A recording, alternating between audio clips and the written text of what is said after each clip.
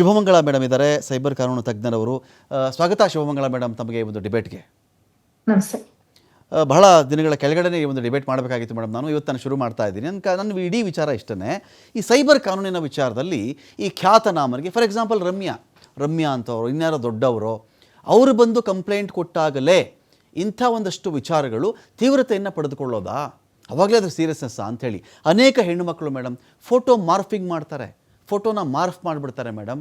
Photo morph ಮಾಡಿ ಅದು ವಿಡಿಯೋದಲ್ಲೂ ಮಾಡ್ತಾರೆ ಅಥವಾ ಫೋಟೋದಲ್ಲೂ ಮಾಡ್ತಾರೆ. ಈ ಥರ ಮಾಡೋ ಮೂಲಕವಾಗಿ ಹಣ ವಸೂಲಿ ಮಾಡಿರೋ ಕೇಸ್ಗಳಿದೆ. ಸ್ನಾನ ಮಾಡ್ತಿರೋ ವಿಡಿಯೋ ಇದೆ ನಿಂದು ಅಂತ ನಂದು ಅಂತ ಹೇಳಿ 5 ಲಕ್ಷ 10 ಲಕ್ಷ ವಸೂಲಿ ಮಾಡಿದ್ದಾರೆ, ಅನೇಕರು ತೀರ್ಕೊಂಡಿದ್ದಾರೆ.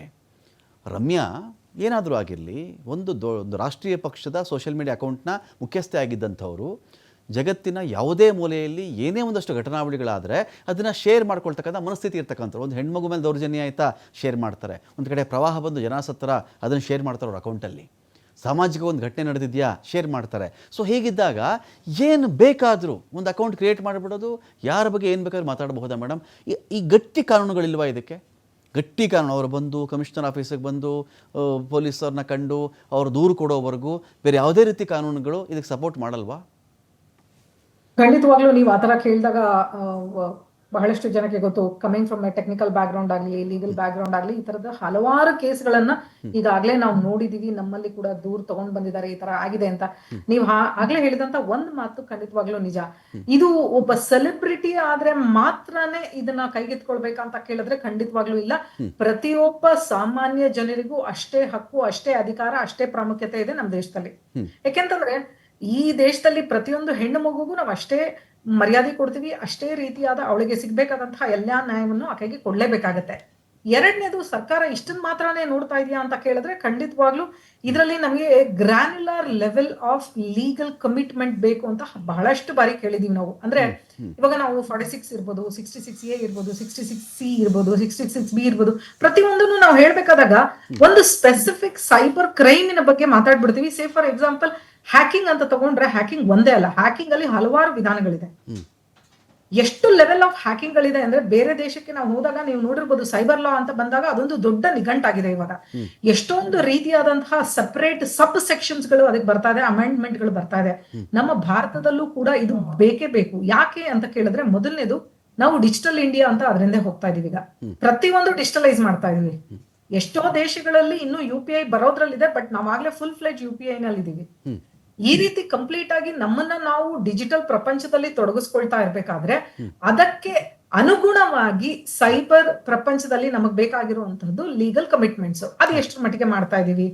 ಯಾಕೆಂತಂದ್ರೆ ಹ್ಯಾಕಿಂಗ್ ಆದಾಗ ನೀವು ಬಂದ್ ಕಂಪ್ಲೇಂಟ್ ಕೊಡಿ ಅಂತೀವಿ, ಆದ್ರೆ ಹ್ಯಾಕಿಂಗ್ ಅಲ್ಲಿ ಹಲವಾರು ವಿಧಗಳಿದೆಯಲ್ಲ, ಅದಕ್ಕೆ ಯಾವ ರೀತಿಯಾದ ಲಾಗಳು ಬೇಕು ಅಂತ ಕೇಳಿದ್ರೆ ಖಂಡಿತವಾಗ್ಲೂ ಗ್ಲಾನ್ಯುಲರ್ ಲೆವೆಲ್ ಅಲ್ಲಿ ಬೇಕು. ಹಾಗೇನೆ ಸರ್ಕಾರಕ್ಕೆ ಈಗಾಗಲೇ ಹಲವಾರು ಬಾರಿ ನಾವು ಮನವಿ ಮಾಡ್ಕೊಂಡಿದೀವಿ. ಏನು ಅಂತಂದ್ರೆ, ಒಂದು, ನಮಗೆ ಈಗ ಹೇಗೆ ಸ್ಟೇಟ್ ಲೆವೆಲ್ಲು, ಸೆಂಟ್ರಲ್ ಲೆವೆಲ್ಲು ಬೇರೆ ಎಲ್ಲ ಮಾನಿಟರಿಂಗು ಮಾಡ್ತಾ ಇದೀವೋ, ಹಾಗೆ ಸೈಬರ್ ಸ್ಪೇಸ್ ಮಾನಿಟರಿಂಗು ಬರಬೇಕು.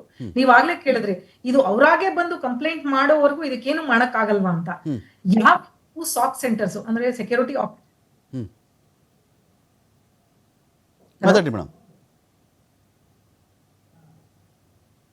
ನಾನು ಮತ್ತಷ್ಟು ಮಾತಾಡ್ತೀನಿ ನಾನು. ಬಟ್ ನನ್ನ ಪಾಯಿಂಟ್ ಇಲ್ಲಿ ಏನು ಅಂದರೆ, ನನ್ನ ಪಾಯಿಂಟ್ ಏನು ಅಂತ ಹೇಳಿದ್ರೆ ಇಡೀ ವಿಚಾರದಲ್ಲಿ ನೋಡಿ ಮೇಡಮ್, ಈಗ ಐಡೆಂಟಿಟಿ ಬಗ್ಗೆ ನಾನು ಫಸ್ಟ್ ಕ್ವಶನ್ ಮೇಡಮ್. ಈಗ ಇದೇ ಕಾರ್ಯಕ್ರಮ ಆಗಲಿ ಮೇಡಮ್, ಯಾರಾದರೂ ಕಮೆಂಟ್ ಮಾಡ್ತಾರೆ, ನಾನು ಸ್ವಾಗತ ಮಾಡ್ತೀನಿ. ನಾವೆಲ್ಲ ಈ ಕಮೆಂಟ್ಗಳಿಂದ ಅತೀತರಾಗಬೇಕಾಗಿಲ್ಲ. ನಾನು ಅದೆಲ್ಲವನ್ನು ಮೀರಿರೋನು, ನಾವೇನೋ ಸಾಧಿಸ್ಬಿಟ್ಟಿದ್ದೀವಿ, ಇದು ಯಾವುದೂ ಇಲ್ಲ ನನಗೆ. ಬಟ್ ಒಂದು ಕಮೆಂಟ್ ಮಾಡಬೇಕಾದ್ರೆ ಏನು ವಿಷಯದ ಬಗ್ಗೆ ಬೇಕಾದ್ರೂ ಅವ್ರು ಕಮೆಂಟ್ ಮಾಡಲಿ ಮೇಡಮ್, ಆ ಒಂದು ಪ್ರಶ್ನೆ ಇರಲಿ. ಅದನ್ನೇ ಒಂದು ಸೌಮ್ಯ ಭಾಷೆಯಲ್ಲೋ, ಒಂದು ಒಳ್ಳೆಯ ಭಾಷೆಯಲ್ಲೋ ಮಾಡಿದ್ರೆ ತಕರಾರಿಲ್ಲ. ತೀರಾ ನಾವು ಈಗ ಈ ನಟಿಗೆ ಮಾಡಿರ್ತಕ್ಕಂಥ ಭಾಷೆ ಬಳಕೆ ನಾವು ನೋಡಿದ್ರೆ ಆಘಾತಕಾರಿ. ಅದು ಮನಸ್ಥಿತಿನ, ಅದೊಂದು ಮಾನಸಿಕ ವ್ಯಾಧಿಯಿಂದ ಬಳಲ್ತಾ ಇದ್ದಾರೆ ಕೆಲವರು. ನಿಜವಾಗಿಯೂ ಅವ್ರಿಗೆ ಇಮ್ಮಿಡಿಯೇಟಾಗಿ ಅಟ್ ದ ನಿಯರೆಸ್ಟ್ ಹಾಸ್ಪಿಟಲಲ್ಲಿ ಚಿಕಿತ್ಸೆ ಅವಶ್ಯಕತೆ ಅವರಿಗಿದೆಯಾ? ಅರ್ಥನೇ ಆಗಲ್ಲ ಮೇಡಮ್, ಈ ಲೆವೆಲ್ಗೆ ಯಾಕೆ ಹೋಗ್ತಾ ಇದೆ ಇದು ಅಂತ. ಮೊದಲನೇದು, ಎಲ್ಲರಿಗೂ ಇರುವಂತಹ ಒಂದು ರಾಂಗ್ ಅಸಂಪ್ಷನ್ ಅಂತಾನೆ ನಾನು ಹೇಳ್ತೀನಿ. ಏನಂತಂದ್ರೆ, ನಾನು ಒಬ್ಬ ಸ್ಕ್ರೀನ್ ಹಿಂದೆಗಡೆ ಕೂತ್ಕೊಂಡು ನಾನು ಏನೇ ಮಾಡಿದ್ರು ನನ್ನನ್ನು ಯಾರು ಕಂಡು ಹಿಡಿಯಲ್ಲ ಅನ್ನೋ ಒಂದು ಮನೋಸ್ಥಿತಿ ಇದೆಯಲ್ಲ, ಅದರಿಂದ ಈಚೆ ಬರ್ಬೇಕು. ಇವತ್ತು ನಿಮಗೆ ಗೊತ್ತಿರ್ಬೇಕು ಟೆಕ್ನಾಲಜಿ ಯಾವ ಲೆವೆಲ್ ಮುಂದೆ ಬರ್ತಿದೆ ಅಂತಂದ್ರೆ, ಯಾವ ಸಿಸ್ಟಮ್ ಇಂದ, ಯಾವ ಪ್ರೊಫೈಲ್ ಇಂದ ಅಥವಾ ಯಾವ IP ಇಂದ ಯಾರು ಏನೇ ಕಮೆಂಟ್ ಮಾಡಿದ್ರು ಅದನ್ನ ಹೊರತೆಗಿಬಹುದು. ಅದಕ್ಕೆ ಬೇಕಾದಂತಹ ಸಾಕ್ಷಿ ಆಧಾರ ಸಿಗುತ್ತೆ. ಇಲ್ಲ, ನಾನು ನನ್ನ ಫ್ರೆಂಡ್ ಸಿಮ್ ಇಸ್ಕೊಂಡಿದ್ದೆ, ನನ್ನ ಫ್ರೆಂಡ್ ಮನೆಯಲ್ಲಿ ವೈಫೈ ಯೂಸ್ ಮಾಡಿದೆ, ಇಲ್ಲ ಕಾಫಿ ಹಾಲಿಡೇನಲ್ಲಿ ಕೂತ್ಕೊಂಡು ವೈಫೈ ಯೂಸ್ ಮಾಡಿ ನಾನೊಂದು ಕಮೆಂಟ್ ನ ಪಾಸ್ ಮಾಡ್ಬಿಟ್ಟೆ, ಅದೊಂದು ಫೇಕ್ ಐಡಿ ಇತ್ತು, ನನ್ನನ್ನ ಯಾರು ಕಂಡಿಡಿಯಲ್ಲ ಅಂತ ಯಾರಾದ್ರೂ ಅಸ್ಯೂಮ್ ಮಾಡ್ಕೊಳ್ತಾ ಇದ್ರೆ ಅದು ಅಸಂಪ್ಷನ್ನೇ ನಿಜ. ಯಾಕೆ ಅಂತಂದ್ರೆ ಈಗಿರುವ ಟೆಕ್ನಾಲಜಿ ಬೇಸಿಸ್ ಮತ್ತೆ ಈಗಿರುವ ನಮ್ಮ ಟೂಲ್ಸ್ ಗಳ ಫೆಸಿಲಿಟಿಯಿಂದ ಖಂಡಿತವಾಗ್ಲೂ ಪ್ರತಿಯೊಂದು ಕಮೆಂಟ್ ಮಾಡಿದವರು ಯಾರು ಕಮೆಂಟ್ ಮಾಡಿ ಅವ್ರ ಅಕೌಂಟ್ ನ ಡಿಲೀಟ್ ಮಾಡುವಂತ ಬುದ್ಧಿವಂತರಿದಾರಲ್ಲ, ಅವ್ರಿಗೂ ಈಗ ಹೇಳೋದೇನು ಅಂದ್ರೆ ನೀವೇನೇ ಅಕೌಂಟ್ ನ ಡಿಲೀಟ್ ಮಾಡಿದ್ರು ಆ ಸಮಯದಲ್ಲಿ ಯಾವ ಸಿಸ್ಟಮ್ಗೆ ಯಾವ IP ಇತ್ತು, ಅದಕ್ಕೆ ಉಪಯೋಗಿಸಿದಂತಹ ಮ್ಯಾಕ್ ಅಡ್ರೆಸ್ ಗಳೇನು, ಎಲ್ಲಾ ಡೀಟೇಲು ನಮ್ಗೆ ಸರ್ವರ್ ಲಾಗ್ ಅಲ್ಲಿ ಸಿಗುತ್ತೆ, ನಮ್ಗೆ VPN ಲಾಗ್ಸ್ ಅಲ್ಲಿ ಸಿಗುತ್ತೆ. ಯಾಕೆಂತಂದ್ರೆ ಇವರೆಲ್ಲರಿಗೂ ಇರುವಂತ ಒಂದು ಧೈರ್ಯ ಅಂದ್ರೆ, ಒಂದು ನಾನು ಫೇಕ್ ಐಡಿ ಯೂಸ್ ಮಾಡಿದೆ, ಎರಡನೇದು VPN ಯೂಸ್ ಮಾಡಿದೆ, ಮೂರನೇದು ಅದು ನಾನು ಯೂಸ್ ಮಾಡಿದಂತದ್ದು ಪ್ರಾಕ್ಸಿ ಸರ್ವರ್. ಇದೆಲ್ಲ ಮನಸ್ಥಿತಿ ಇರೋರಿಗೆ ಸರಿಯಾದ ಉತ್ತರ ಅಂದ್ರೆ ಖಂಡಿತವಾಗ್ಲೂ ನಿಮ್ಮನ್ನ ಕಂಡುಹಿಡಿಯೋದಕ್ಕೆ ಬೇಕಾಗಿರುವಂತಹ ತಂತ್ರಜ್ಞಾನ ನಮ್ಮಲ್ಲಿ ಇದೆ. ಸೊ ಹಾಗಾಗಿ ಈ ಅಸಂಪ್ಷನ್ಸ್ ಬೇಡ, ಫೇಕ್ ಐಡಿ ಇದು ಅಥವಾ ನನ್ನನ್ನ ಯಾರು ಕಂಡುಹಿಡಿಯಲ್ಲ ಅಂತ. ಯಾಕೆ ಅಂತಂದ್ರೆ ನಾನು ಯಾರ್ದೋ ಫ್ರೆಂಡಿನ ಸಿಮ್ ಅನ್ನ ಇಸ್ಕೊಂಡು ಬಂದಿದ್ದೀನಿ ಇವತ್ತು, ಆ ಸಿಮ್ಮಿನಿಂದ ನಾವಿವತ್ತು ಯಾವ್ದೋ ಒಂದು ಅಕೌಂಟ್ ಅನ್ನ ಓಪನ್ ಮಾಡಿದೀನಿ, ಅದರಿಂದ ನಾನು ಇವತ್ತು ಉಪಯೋಗಿಸ್ತಾ ಇದ್ದೀನಿ.